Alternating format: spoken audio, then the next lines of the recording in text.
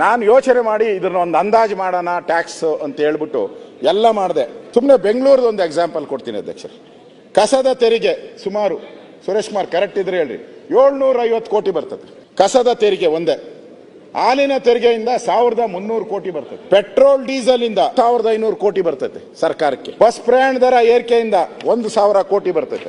ವಾಹನಗಳ ನೋಂದಣಿ ಶುಲ್ಕ 3300 ಕೋಟಿ ಅಡಿಷನಲ್ ಟ್ಯಾಕ್ಸ್ ಹಾಕಿರೋದು ಇವರು. ಅಡಿಷನಲ್ ಟ್ಯಾಕ್ಸ್ ನಾನು ಹೇಳ್ತಾ ಇರೋದು, ಹಳೆ ಟ್ಯಾಕ್ಸ್ ಅಲ್ಲ. ಕಾವೇರಿ ಕುಡಿಯುವ ನೀರಿನ ದರ 600 ಕೋಟಿ ಎಕ್ಸ್ಟ್ರಾ ಬೆಂಗಳೂರು ಜನತೆ ಮೇಲೆ ತೆರಿಗೆಯನ್ನು ಹಾಕಿದ್ದಾರೆ, 600 ಕೋಟಿ. ಒಳಚರಂಡಿ ದಂಡಗಳು 5 ಕೋಟಿ. ಮದ್ಯ ಎಣ್ಣೆ 3000 ಕೋಟಿ. ಮದ್ಯದ ಲೈಸೆನ್ಸ್ಗೆ 300 ಕೋಟಿ. ವಿದ್ಯುತ್ ದರ ಏರಿಕೆ 12,000 ಕೋಟಿ. ಮೆಟ್ರೋ ಪ್ರಯಾಣದಿಂದ 450 ಕೋಟಿ ಎಕ್ಸ್ಟ್ರಾ. ಆಸ್ತಿಗಳ ಮಾರ್ಗಸೂಚಿ ದರ ಜಾಸ್ತಿ ಮಾಡಿದಾರ 4000 ಕೋಟಿ. ಸ್ಟ್ಯಾಂಪ್ ಡ್ಯೂಟಿ ಹೆಚ್ಚಳ 2000 ಕೋಟಿ. ವೃತ್ತಿ ತೆರಿಗೆ ಹೆಚ್ಚಳ 150 ಕೋಟಿ. ಸರ್ಕಾರಿ ಕಾಲೇಜುಗಳೆಲ್ಲ ಶೈಕ್ಷಣಿಕ ಶುಲ್ಕ 15 ಕೋಟಿ. ಸರ್ಕಾರಿ ಆಸ್ಪತ್ರೆ ಸೇವಾ ಶುಲ್ಕ 5 ಕೋಟಿ. ಮೃಗಾಲಯ ಪ್ರವೇಶ 25 ಕೋಟಿ. ಕಾರ್ಮಿಕ ಕಲ್ಯಾಣ 2 ಕೋಟಿ. ಬಿಬಿಎಂಪಿ ನಕ್ಷೆ ಮಂಜೂರಾತಿ ಶುಲ್ಕ 5000 ಕೋಟಿ. ಬಿಡಿಎಸ್ ಒತ್ತು 5 ಕೋಟಿ. ಏಕನಿವೇಶನ ಶುಲ್ಕ 15,000 ಕೋಟಿ.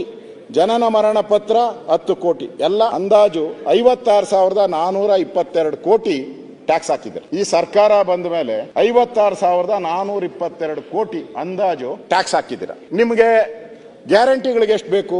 ನೀವು ಹೇಳೋ ಪ್ರಕಾರ 55,000 ಕೋಟಿ ಏನೋ ಹೇಳಿದ್ರೆ, 56,000 ಕೋಟಿ ಇಲ್ಲಿ ಕಲೆಕ್ಟ್ ಮಾಡ್ತಾ ಇರೋದು. ನೀವು ಅದನ್ನು ಇವಾಗ ಡಿಸ್ಕೌಂಟ್ ಹೊಡಿತಾ ಇದ್ರಲ್ಲ, ಅದನ್ನು 40,000ಕ್ಕೆ ಕಡಿಮೆ ಮಾಡಿದ್ದೀರಾ. ಇರಲಿ, ಇಲ್ಲಿ ನೀವು ಕಲೆಕ್ಟ್ ಮಾಡಿದ ಹೊಸದಾಗಿ ನೀವು ಹಾಕಿರೋ ಟ್ಯಾಕ್ಸು ಜನಗಳ ಮೇಲೆ ಬರೆ ಹಿಡ್ದಿರೋದು, ಜನಗಳ ಮೇಲೆ ಹೊರೆ ಹಾಕಿರೋದು, ಈ ಟ್ಯಾಕ್ಸ್ ಟೆರರಿಸಂ ಬಂದಿರೋದು 56,422 ಕೋಟಿ. ಇಷ್ಟು ಹಣ ಜಾಸ್ತಿ ಬಂದ್ರೂ ಕೂಡ ಸರ್ಕಾರ ಅಭಿವೃದ್ಧಿಗೆ ಯಾಕೆ ಹಣ ಕೊಡ್ತಾ ಇಲ್ಲ? ಈ 56,000 ಕೋಟಿ ಟ್ಯಾಕ್ಸ್ದು ಎಲ್ಲೋಯ್ತು?